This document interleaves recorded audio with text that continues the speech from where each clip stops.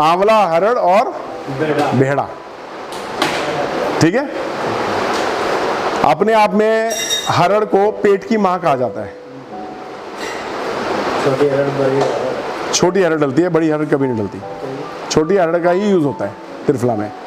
बड़ी हरड़ सस्ती होती है, लेकिन लोग सस्ते के चक्कर में उसको बेचते हैं। छोटी हरड़ महंगी होती है, उसका एक्सट्रैक्ट भी बहुत कम निकलता है।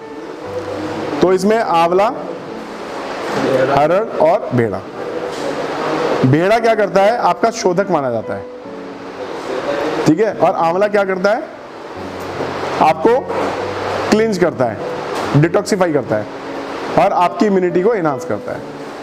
त्रिफला जो रस है, ये भी एक्सट्रैक्ट डिस्टिलेट प्रोसेस से बनाया गया है। ये भी प्योर फॉर्म में, ये भी उसी तरह से लिया जाता है। लगभग ये 4 से 5 लीटर पानी में पूरी बोतल कंज्यूम होती है। इसकी रेट क्या है? 380। ये जो भी रेट होगा 380, 400 से कम है। अगर ये 4 से 5 लीटर में आपका एक बोतल आपकी बन रही है और आपको फायदा कर रही है, तो क्या रेट, इससे सस्ता कोई प्रोडक्ट हो सकता है? इसको पेट के लिए अमृत माना जाता है। शारीरिक संरचना जो भी रिलेटेड है, जो भी जहाँ पे खून जा रहा है, प्रणाली खून की जहाँ भी मैनेज हो रही है, पूरे शरीर में ही है, सेल में भी। ये क्या करता है, शरीर की पूरी गंदगी को खींच के बाहर निकाल देता है।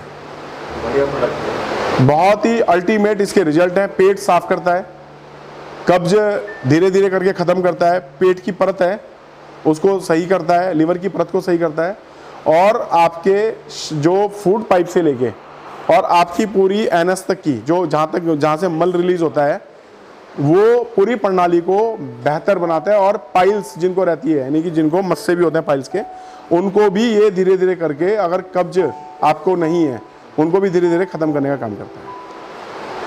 त्रिफला अपने आप में डाइजेशन को बहुत अच्छा इंप्रूव करता है, आपके पाचन तंत्र संस्थान को बहुत अच्छा बनाता है, आपके अग्नाशय के जो भी मैनेजमेंट है, यानी कि आज के टाइम में अग्नाशय क्या है, पैनक्रिया, पैनक्रिया को अग्नाशय बोलते हैं।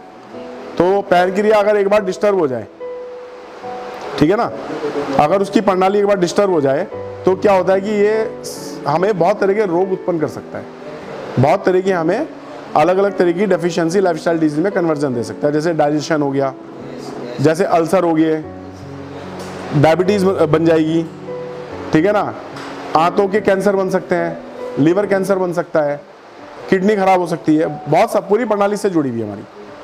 तो यूरिक एसिड बढ़ जाते हैं क्योंकि वो प्रोटीन को कंट्रोल नहीं कर पा रहे, क्योंकि डाइजेस्ट ही नहीं हो रहा है प्रोटीन। तो ये प्रोडक्ट क्या करता है, ये डेली लेने का प्रोडक्ट है। ये रात को सोने के टाइम पे गुनगुने पानी से लीजिएगा इसको, कांच के गिलास में।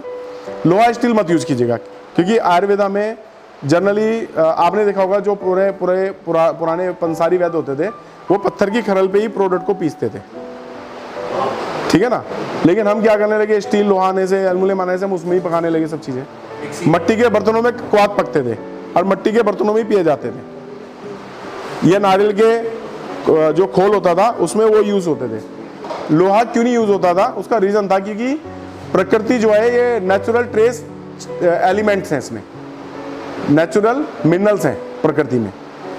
वो क्या करते हैं, लोहे के संपर्क में आते ही जीरो हो जाते हैं, धातु के संपर्क में आते ही जीरो हो जाते हैं। इसका उदाहरण है, आप किसी भी पेड़ के ऊपर एक मोटी लोहे की कील ठोक दीजिएगा, वो पेड़ वहीं से सूख जाएगा, और वो जिस एरिया से सूखेगा उसके आगे तना भी कहीं ना कहीं से सूख जाएगा ऊपर का।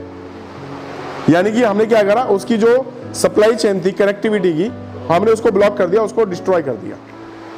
ऐसे ही हम अपने शरीर में क्या कर रहे हैं, जरूरत से ज्यादा कील ठोक रहे हैं, एल्युमिनियम के बर्तनों में खाना पका के, स्टील के बर्तनों में खाना पका के, ठीक है ना, इन सब चीज़ों के अंदर। क्योंकि हमारा ये जैसे जैसे हमने अपनी फैसिलिटीज़ बढ़ाई हैं, ऐसे ऐसे हमें एक कंफर्ट जोन में आना पड़ा, वो मजबूरी भी है।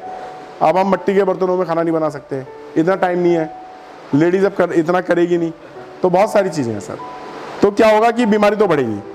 तो आपको सबसे बेहतर है कि आप उसे रोक नहीं पाओगे, लेकिन अपने आप को तो आप बेहतर बना सकते हो। तो ये प्रोडक्ट आपको जरूर यूज़ करना चाहिए, अपने घर में सभी को देना चाहिए, क्योंकि सब पेट के बीमार हैं आज के टाइम में। Thank you very much.